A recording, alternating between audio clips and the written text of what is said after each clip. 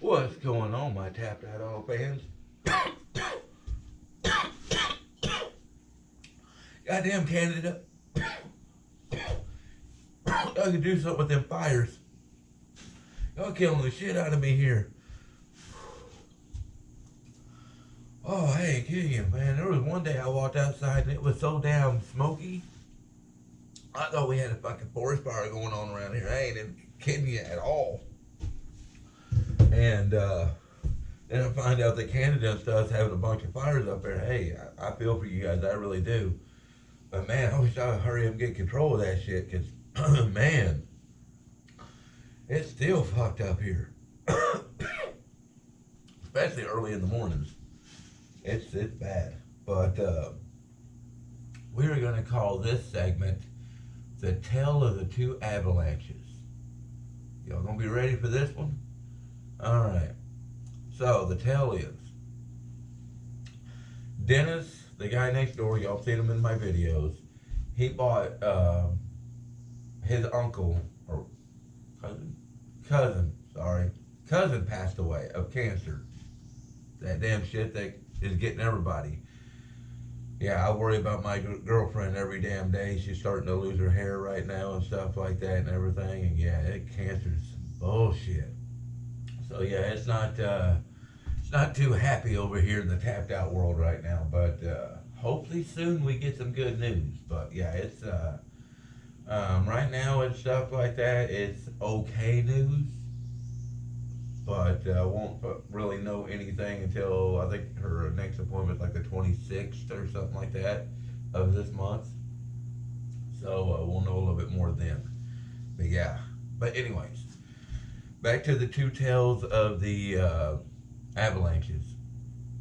So Mikey's cousin passed away. He was buying this 2005 Chevy Avalanche that y'all will see. And well, the people that owned it, stuff like that, when his uncle passed, or his cousin passed away, the family was like, listen, your cousin was buying this truck from us. Would you like to have it? To Dennis. And Dennis was like, yes. And so Dennis bought the vehicle and drove it all the way home. And guys, this was what I deeply tell y'all guys. Do not trust your mechanic. Not unless you've known this guy for years. You might have been to his barbecues, maybe a couple kids' birthday parties. Other than that, don't trust the motherfucker. Don't think he's your fucking friend. And I'm going to tell you why right now. And I've seen this so many times, it's unreal. So many cars I have seen in the 8 years I have lived here that I just cannot understand why a mechanic shop would do this at all. So the guy that owned the truck he's around 90 years old. So I'm ranking it somewhere around 85 years old to 90 years old is pretty much when this occurred on this truck. So I go over there and stuff, and the truck's got a fuel leak. And Chevrolet fuel lines, 2005 Chevy Avalanche with a 5.3. We all know the fuel lines on the driver's side, right there where they go up the rail up to the top and stuff, they always rot right there. Don't know why. Seen it many times. So he went down there, got the truck, drove it all the way up here, 2-hour drive with a small fuel leak and stuff like that. Well, fuel leak got worse as he got here. Poured it in his driveway, okay? He asked me and stuff like that if I would, look at it, stuff like that, get it running for him and stuff. And, because his truck and stuff like that he's driving is about ready to blow up. So they have a baby and stuff like that, so of course and stuff, I'm going to help them. And so I look at the Chevy Avalanche 2005, really clean truck, got a little dent in the passenger side, the driver's side. And he had to wind up giving a little cash for this truck and stuff like that and everything, but it's under 100,000 miles. 97,000 miles is what it says that this truck has. And it could be. I haven't done a further investigation on that, but I will before we go too much further but I think it's actually an original 97,000 mile Chevy Avalanche. Well, I climbed up underneath it to see what we're going to need to fix the fuel line, because he needs to get this on the road for his family. And I'm looking around and stuff like that. Notice it's got brand new shocks. The tires are damn near brand new. And then I noticed it's got brand new brake lines. And I can tell that they're done by a mechanic shop just by the way they're putting in. No, maybe you could find somebody and stuff like that that will put them brake lines in like that, stuff like that. That's not a mechanic, but up here, very unlikely. I mean, you have to pull like the gas tank down and stuff like that to run the brake lines correctly. And that's what they did, because I could tell by the way the brake lines look that they did not just shove the brake lines in there. So yeah, I don't believe that I believe that a mechanic shop put the brake lines in just by the way everything is ran. So I'm looking at the brand new brake lines, and guys, these brake lines, you know, the brake lines and the ABS or the analog brake system, you know, that fucking thing always goes out on them Chevrolets. That right there was replaced. I can see the writing on it. It's nice and clean. There's no rust on top. It's really good. It's like, okay. So I'm looking at stuff like that and everything, and I see, you know, the fuel line where it curls up, it goes up towards the engine. Yep, right there where it broke. Okay, well, y'all guys know I have an inner self up in here that talks to me. Sorry, a little crazy. But my fucking self was sitting here talking to my head and stuff like that, because I've already looked through all the rest of the frame of this truck, guys, all over the passenger side of it, fresh and clean. The back side of this thing, fresh and clean. I've looked all over it, fresh and clean. And then I'm laying underneath it, and yeah, myself tells me, hey, you need to look over here to the left. Well, where the torsion bar comes back and the bracket of the torsion bar welds to the frame, all right there, y'all see in these pictures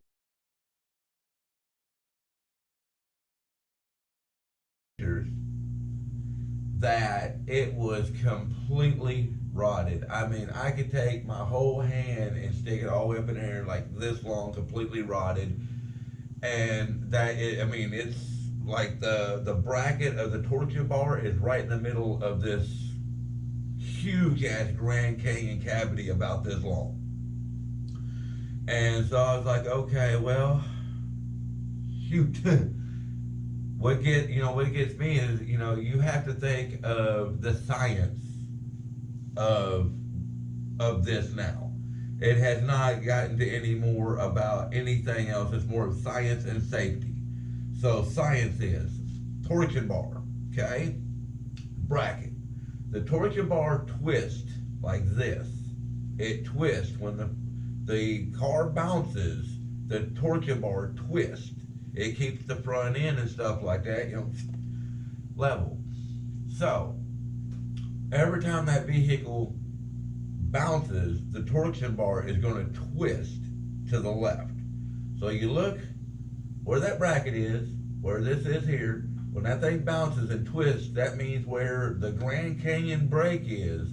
That means that bracket is twisting up like this. Every time it bounces, it's twisting up. So it's not pulling down where it's rusted out.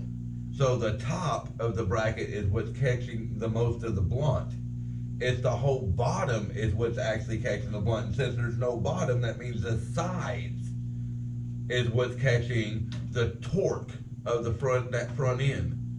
So it's like, okay, so it's like, so how are the sides? Well, you reach up there, you can just grab a whole chunk of rust, as you see in this picture here, that's laying all over the ground, and it's like, dang. So shortly, you know, long story short, the vehicle's totaled. I'm not, you know, they got a baby and stuff like that is a little over a year old, little baby boy named Dominic, and I am not going to allow a vehicle to be on the road that is going to be harmful to that kid. There's nothing to weld to. It's, what are you going to do, weld to rust? So I'm not going to do it. And this is what gets me, guys. This has been going on for a while. Okay? This is not something that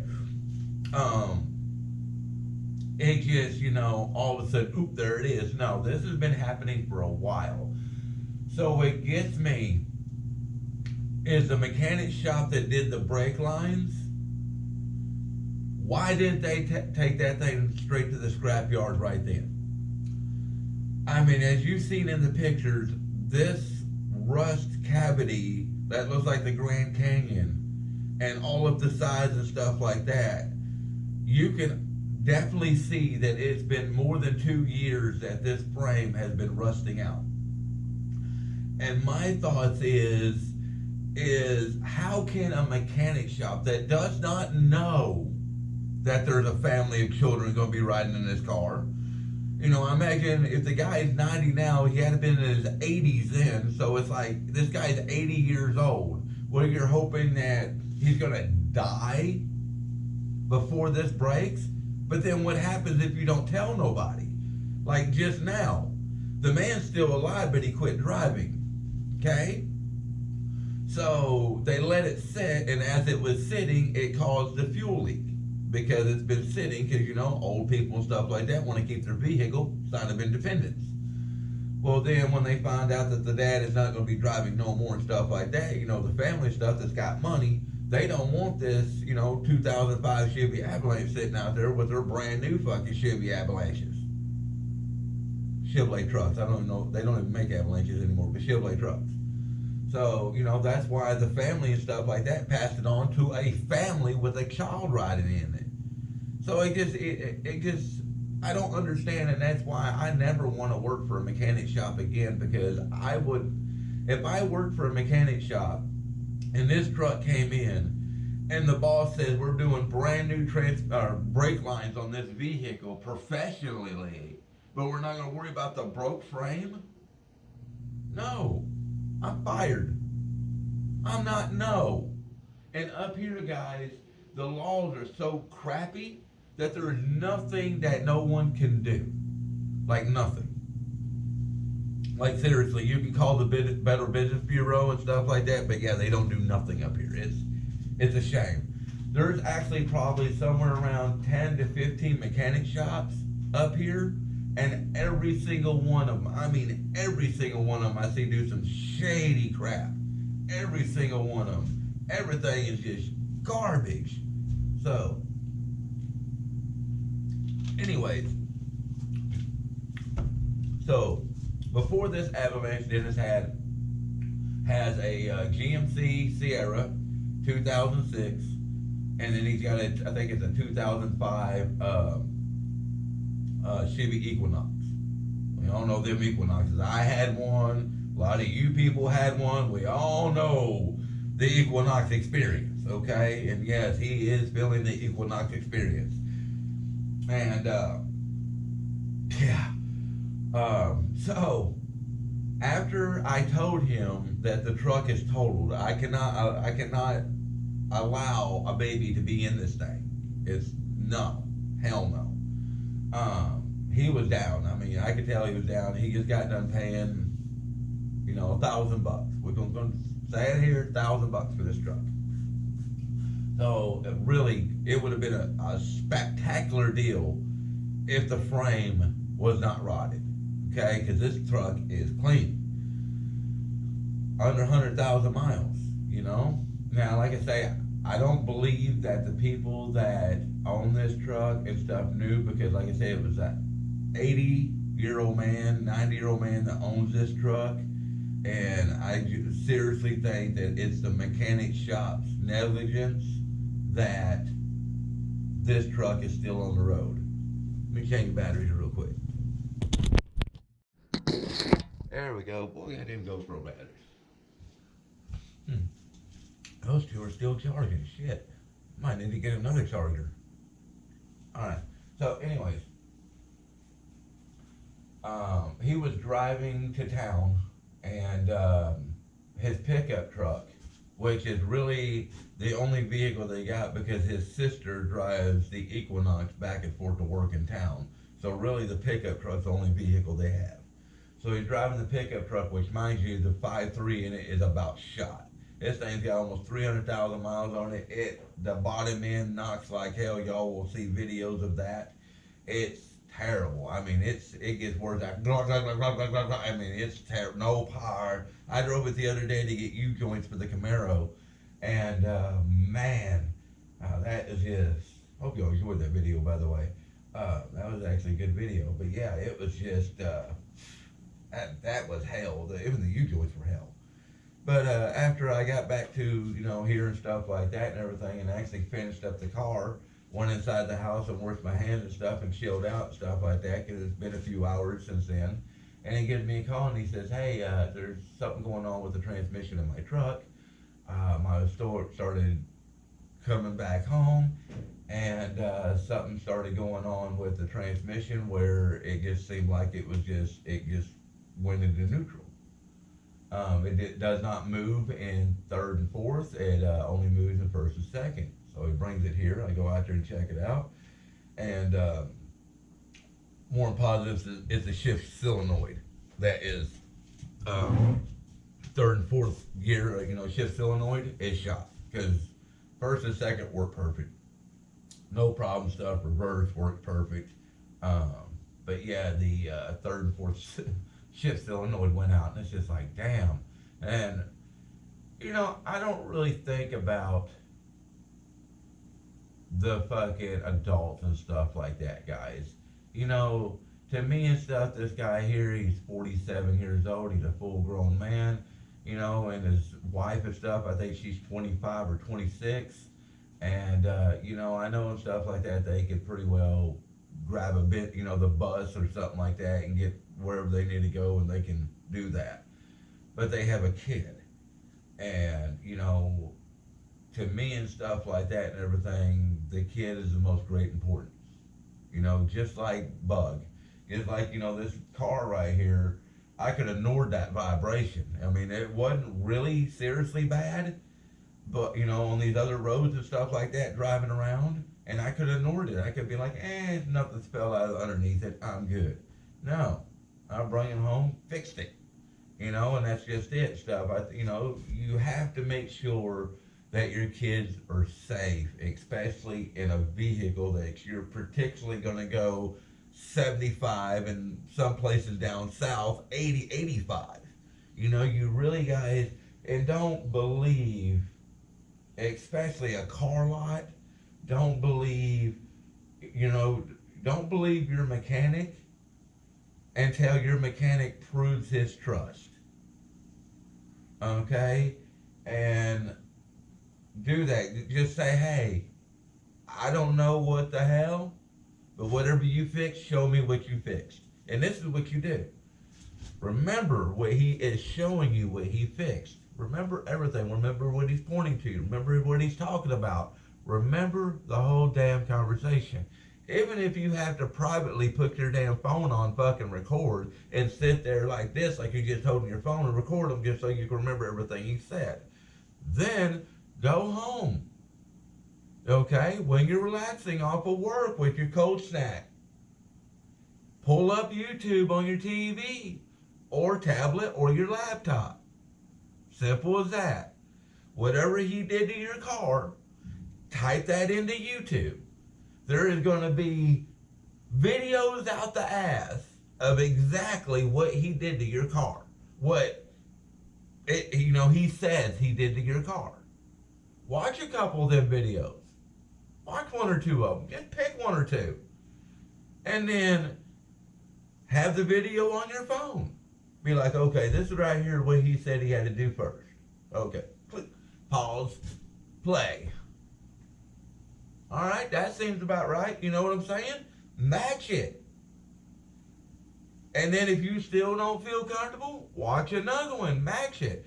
And if what he was saying he did to your car matched what they said on YouTube that they had to do to theirs, and that's what they did, and all this, and everything good and gravy, that you can trust your mechanic a little bit more. But I'm saying that every once in a great while and stuff like that, when you fucking take your car in, even for general maintenance, just ask them what they did. You don't even have to go out into your car. You can stand right there and have a conversation right there in the office and just ask them what they did, and they will explain to you what they did. and just go home, type in YouTube. It's only going to take 3 minutes to find out if they're full of shit or if they're not, if they're actually doing good. And then you're safe from your family, you know. And the thing of it is, guys, is never give up. Okay, when Dennis got here, he came to my house. I told him his transmission was screwed. And, you know, his avalanche is totaled. Well, now his girl goes to work. His sister goes to work. He takes care of the baby full time. He's a full time daddy. So they got one car to take care of a baby and to make sure that two girls get to work and stuff like that, and you know, take care of themselves. We all know how much that sucks. Trust me, right now, if we only had my truck to drive, we'd be screwed. I am not even kidding you. That's why I had to get the Camaro fixed and stuff like that, because I do have to go pick up Bug and everything and stuff like that, and take, you know, and help and stuff. So yeah, I know how it is. Matter of fact, here in a minute, stuff, we're actually going to get started on the Ford truck out here, the white one. Well, I am and stuff, and started getting that done. I'd like to bring you all along, guys, but it's just way too. It's just too much. It's too much to. No, it's just too much. So I apologize that y'all not there to put the transmission in with me and get all that done. But like literally, this is dangerous. So yeah, it's just too much to try to record, try to pay attention to y'all, and try to worry about the truck falling on me. So yeah, but that actually needs to get done and stuff like that. It's, you know, that's something else that came from a mechanic shop that the mechanic shop gets completely botched. So get back to the story. So Dennis was here in the yard and stuff like that, and you know, he was filling down his pickup truck shot, his avalanche shit, and so I told him to get a hold of the people and be like, hey, you can't sell a damn vehicle with a busted frame. Okay, especially if you know there's a child going to be in it. You know, and even if you did not know about it, now you're aware of it. So you know what she would do. And Dennis was asking me what to do and stuff like that. Guys, I've been hustling all my life and stuff. And it's like, well, there's only really one way to get out of this. Now, is there parts on the Avalanche? Can we take the motor and transmission out of the Avalanche and put it in the truck? Yes, we can. We can take the entire motor and transmission out of that Avalanche and stick it right in that truck. But his truck is a rusty piece of junk. Like you can actually see right through the damn fender wall, right into the bed of the truck. It is gone. I drove it yesterday to go get the U-joints, and I literally shut the damn passenger side or the driver's door and stuff to go in the auto parts store, and like literally the whole damn truck. Again, I'm thinking about the baby. You know, there's a car seat right there. You know, every time I get in the truck, you know, my shoulder is hitting the damn car seat, so I'm thinking about the baby.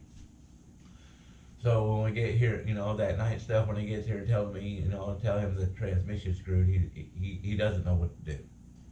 You know, and it's like, okay, we can pull the motor and transmission out of the Avalanche and stick it in the pickup truck, but you're still going to have a rusted, rolling piece of shit. The guy agreed to give him half his money back, so now he's got $500. It's like, okay. So let's look on the marketplace for another Avalanche. You know, it's either that or another Cat Eye Chevrolet, you know, pickup truck. And the reason why I say that is because there's a lot of deer around here. So if he winds up hitting a deer one night and completely demolishing the front end, then he has an extra front end off of this Avalanche if he gets a Avalanche or a Cat Eye Chevrolet pickup truck. And so we look and stuff like that, and I found him a 2006 Chevy Avalanche, just a little less than an hour away.